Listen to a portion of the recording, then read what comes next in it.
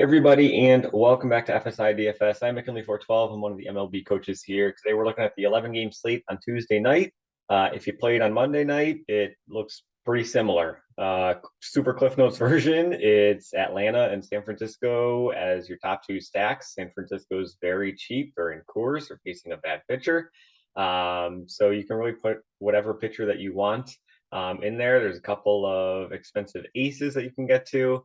There are some other cheap options, but I mean, you can really just jam in two top tier pitchers with Atlanta, with San Francisco, and just kind of like be okay with it, move on, and hopefully cash. So obviously we'll talk a little bit more about this, but that's kind of the cliff notes of the slate. It looks just very similar to last night. So let's start with the pitchers. Some crazy prices in the pitchers here, in my opinion. Don't look over here at the bats yet. It's just San Francisco. We're just going to be talking about them. But Dylan Cease, 11K. That is wild. And now I know he's been absolutely fantastic, but still, 11K going up against a Cleveland Indians team that just does not strike out often as a team, especially against right-handed pitching. A team that is in the middle of, a division race as we kind of get to the back end or the end of the season here. So Cease, 11K, you can fit them in. There's enough cheap value with San Francisco, and there's enough cheap value with teams like Minnesota who are playing bad pitchers that you can certainly get Cease in. No issues. I think he's a little bit expensive at 11,000. You're looking for around 27, 30 DK points, if not more. And I think, he's certainly capable of doing that. But going up against a Cleveland team that just does not strike out, one of the lower strikeout rates in the league, I think it's going to be a little bit tougher for him. But again, I still think he can do it. But he might not be my top option in terms of point per dollar. Carrasco at 10.4K. He's like last on the list in this top tier that I'm interested in. Going up against Milwaukee. Milwaukee does struggle against right-handed pitching. But still, 11.4K for a guy who's a little bit erratic at times. I know we were on him the last time out. His game logs don't want to load here. Let's try this again. It's not even going to work. I know we were on Carrasco last time we were out, and that went really well. Really benefited us. He did not see as much ownership as I was expecting, which is actually great because we got a little bit of leverage on him there. Okay, here we go. Last time out, 6 innings pitched, 1 earned run, 11K. So it was fantastic. But now he got another 1,000 put onto his salary, 10.4K against Milwaukee. He's probably last on the list in this top tier. Cortez, I have him ranked third right on in the middle. Cortez going up against Pittsburgh. Fine matchup. Yankees. Again, one thing that we have to be paying attention to as we really get to the final 2-3 weeks of the season here is workloads. Are teams going to be pulling pitchers sooner than they really need to be? We saw it last night. Max Scherzer, he had a no-hitter going on. 6 innings. That's it. And they pulled him. It's frustrating, especially from a daily fantasy standpoint. But you do have to understand, these teams are trying to win a World Series, trying to save arms. I don't know why I'm just getting the circle here. There we go. You just have to complain and things work. So I don't know how deep Cortez is even going to go in this game. You can see he went 58-65. He's coming back from that one injury, so that's why it was down. But still, 9.8K, I don't think he's really going to get higher than, we'll say 75 or 80 pitches, probably 80 pitches in this game. So even though it's a great matchup, he can certainly do a lot of work in 80 pitches against Pittsburgh. I think he's like more third. Adam Wainwright, he's a complete, just not fade, but I just don't have any interest in him. There's enough guys around him that I'd rather have a lot of interest in. I'd rather go to Cease, I'd rather go to Cortez, Castillo, Morton. I'd rather go to all those guys before playing Wainwright on the road at San Diego against that lineup. And really, Wainwright, he's just not been. He's been struggling the past couple of starts. Not really too interested in him. Castillo and Morton, these are two guys I think are the top that I want to be paying attention to. Morton has a fantastic strikeout rate. Now he's going up against Washington. I got to sneeze. Excuse me. Morton is going up against Washington. Washington, they don't strike out a whole lot as a team. We just talked about Cease like this. They have a great strikeout rate. But they're going up against a team that does not strike out very often. I do think Morton is a better option here, just because he is $2,000 cheaper. He kind of provides a little bit more of that value. You can see his strikeout rate here has been fantastic. He just had a little bit of issue with the long ball. But really, Washington, do they scare you? Are you terrified that Washington is going to go out and hit 3 home runs against him? I'm not. They lost Soto, they lost Bell, they lost a lot of their big bats. So I'm not too concerned. I think Morton at 9K is probably my favorite play on this slate. Castillo is right behind him. Castillo, again, another fantastic strikeout rate. Easy matchup going up against Oakland. Oakland strikes out quite a bit. 9.1K, right above Morton. Totally fine. So I think it's pick 2 of these guys that you want to go with, and then jam in Atlanta, jam in San Francisco with your bats. So you can kind of see over here. Let's do a little tangent to the bats real quick.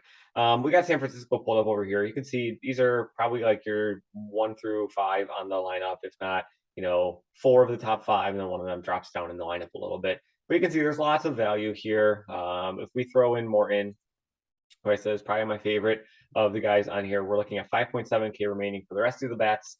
And so let's throw in Cease. We'll see what happens. 3.9K, and that's with 2 stud pitchers on this slate and a San Francisco in Coors stack.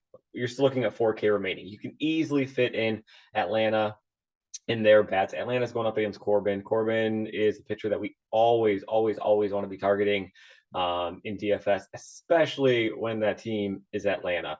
So maybe you take JD Davis out here and you put Austin Riley in. Riley is probably the first guy that I would put in for your Atlanta stacks. You can go Swanson at 5K. So maybe you get off of Flores. Maybe 4.7 is just a little bit too pricey, and you'd rather have an Atlanta bat instead. Totally fine with that. Same thing with Estrada. Maybe you want to pull him out because you'd rather use some of that bigger salary for the Atlanta bats. Totally fine. If you want more Atlanta, but you're running a little bit tight on salary, you can kind of see how we're doing this. Maybe you get off of Cease and then you go with Castillo as your SP2. I talked about how Castillo is probably my second favorite, honestly. Cease being third. So Castillo, Morin, you put those in. 2 Atlanta, 3 San Francisco, 3, 4 remaining. You can certainly do it. There are cheaper pitchers that you can go down to. So we'll talk about those here right now, I guess. But Riley and Acuna, probably the first 2 guys I'd be putting into your Atlanta lineups. Mid-tier, Sandoval, Anderson. Sandoval, he's got a great matchup going up against Texas, 7.4K. So we like that price tag on him. This is a guy that we've seen in the 9K range as early as 3 weeks ago. 8K range, a lot so far this season. So 7.4K, one of the cheaper times that we're going to get Sandoval on this season. And he's going up against Texas. You can see he had 17 DK points, 16, 17 DK points against them last time out. It's not great, but I mean, 17 DK points, that's going to be paying off his salary at 7.4. But you can also see the ceiling that he does have. He put 45 against Detroit, 27 against the Yankees just within the past month. So is his floor a little bit riskier, a little bit shakier? Yeah, but I still think he can be a popular option tonight, especially going up against Texas with that nice, cheap, discounted 7.4 price tag on him compared to what we've seen so far on the season. After Sandoval, it's Anderson. It says he's out. He was just on paternity leave. He's not injured. I know we really don't like to target pitchers that come off of the IL and injuries, but this guy just had a baby. Well, his wife had a baby. Well, who knows? Maybe he's sleepy. Maybe he's tired and exhausted. So, or maybe he's amped up. I mean, there's so many ways that you can go with this.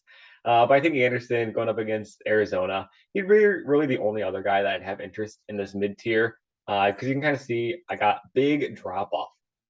I think there's a massive gap. Once you get past these 5, high price pitchers and then Sandoval and Anderson, I think there's just like a big gap between everybody else.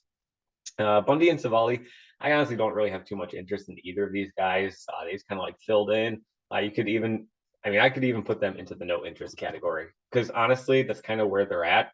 Maybe I'll move Savali up, but Savali, he looked kind of ugly in his rehab start. I was reading up on the notes. He went like 2 innings, struck out like 5 or 6 guys, but gave up like 2 home runs, 4 earned runs. It was not great. So maybe Savali would be the only other guy that I'd have any interest in.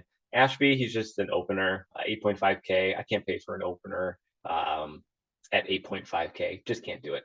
So that's kind of the mid tier. And then we get to the cheap bats or the cheap pitchers. And it's just a lot of prospects, to be completely honest. Voth, well, he's obviously not a prospect. He's been in for quite a bit here. But 6.7K, we love righties going up against Detroit. We love them. I know Detroit got 11 runs last night, but still, we love righties. So looking at the whole season averages and the totals, righties against Detroit, they do great. So 6.7K for righty against Detroit. He's not going to get 17 pitches again. Like, this is a true starter's role. He just went like a bullpen stint just one time last time out. He's going to be back into the 80, 90 pitch range. And at 6.7K, you're looking for around maybe 15 DK points. Certainly capable of doing so. Certainly capable of doing so in the matchup that he is in. So I do think Foth is one of my favorites. After him, Wentz, Ortiz, Jameson, just a bunch of prospects. Jameson, we talked about last time out, just kind of as like a punt play if you wanted to, just because he was such a high prospect, and he did fantastic. 28 DK points against San Diego. Is that going to happen again? No, it's not going to happen again. Let's be realistic here, right? 6.1K. But he's got to go against the Dodgers, who are like 58 games above 500. It's absurd what they have been able to do so far this season. But yeah, so this is a tougher matchup than going up against San Diego, who's no slouch themselves.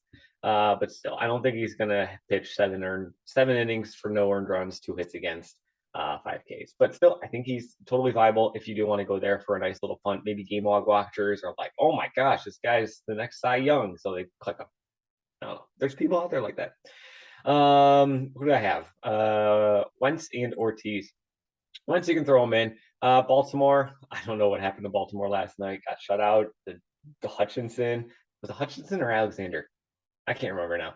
But Detroit, the pitchers, not super excited with them. But at 5.7K, if you're going to get a guy that cheap who's going to be able to pitch 90, go 90 pitches for you against like a weaker team or a team that's struggling, fine. You can totally do that. You can see he's had like a nice little run here to kind of start off his major league career. It's fine. No issues with him. If you do need to go down this cheap, am I excited about it? Am I going to be playing him in cash games or in like my first 1, 2, or 3 GPP lines? No. But I do think he's an option that you could go to. Everybody else, just whatever. I'm kind of rambling out of the pitchers here that really aren't all that important. So I'd say stick to the top, Sandoval, Anderson, and then just like a big drop off in everybody else. I go with Voth, and then Wentz probably as my top 2 in the cheap tier. Then everybody else kind of be just fades, GPPs, all that stuff. So I already talked about how Atlanta and San Francisco are the bats that we're going to be targeting.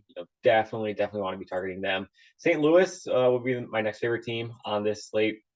They're going up against Clevenger, and Clevenger has really struggled here. We'll go to ESPN, pull up his stats. So Mike Clevenger, past 30 days, he has an ERA over 7, 24 innings pitched, 23 runs against, 19 of them were earned. So certainly concerning. You can see 9 home runs in 24 innings.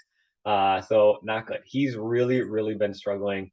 And now he's going up against St. Louis, an all-righty lineup. An all right-handed bat.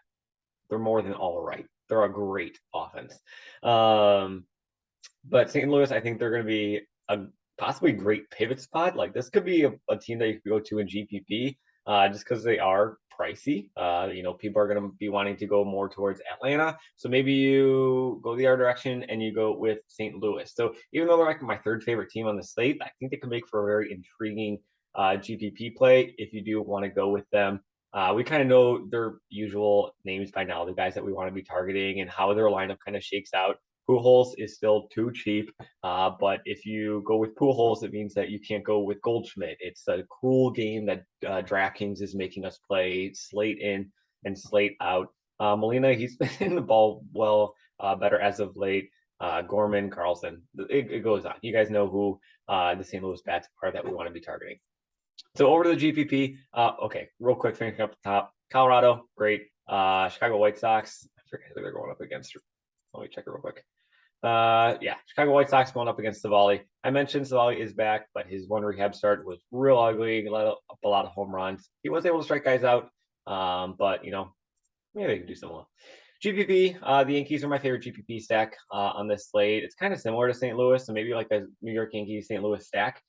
could be viable, and you go a little bit cheaper in that, SP2 pitcher. So maybe you go down to the cheap tier, or maybe even go down to just like Sandoval. Excuse me, at like 7.4K. If Sandoval's seeing a lot of ownership, maybe you get off of Sandoval and you go with somebody else in that mid tier. So I think the Yankees are fantastic. Judge, I mean, you can play him anytime. He's chasing the home run record. He's just phenomenal. Absolutely love him. Rizzo, nice lefty righty matchup at 5.4K. Torres, I think, is still just way too cheap. This guy has been on a tear as of late. A handful of multi-hit games here in his past 10 days. A couple of home runs. I mean, the dude's averaging like 14 DK points in the past 10 days, and his salary has not moved at all. Insane.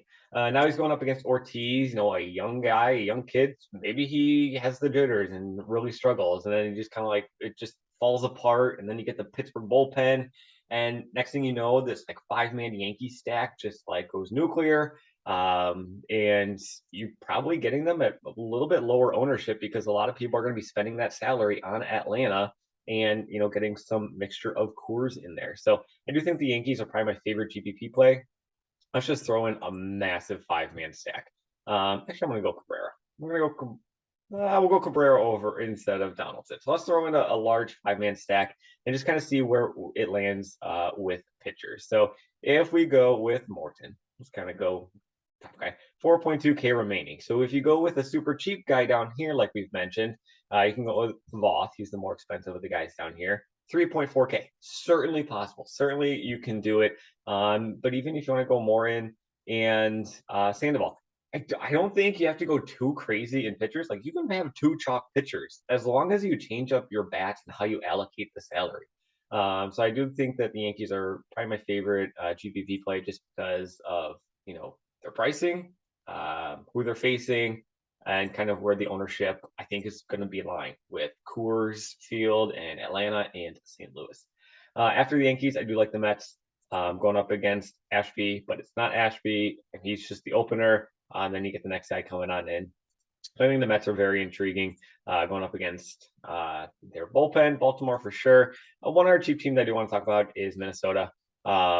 Minnesota is very cheap. They could also be a nice little GPP pivot off of the San Francisco value. Gave you kind of some pivots off of the Atlanta expensive chalk with St. Louis and the Yankees. Minnesota could be your cheap pivot off of the cheap chalk of San Francisco. Going up against Greinke, we know about Greinke's struggles so far this season. Correa, he's obviously the guy that we want to be targeting, but he is 5K in the price tag. So really everybody else, totally viable, totally guys that you could be going up against. If you want to throw in Miranda and Arias, which is nice for a while there, Miranda and Arias both only first base eligible, which kind of stunk in terms of builds. But you can go with Miranda, you can go with Arias, and just throw in one of these other cheap guys that you really want to in your lineups. They're going to have a lot of value. Only one guy is priced above 3.7K, so you're going to have guys at kind of near the middle or closer to the top of the lineup that are cheap for you, affordable. And yeah, so Minnesota is a nice pivot off of San Francisco. St. Louis and New York, great pivots off of Atlanta, big chalk.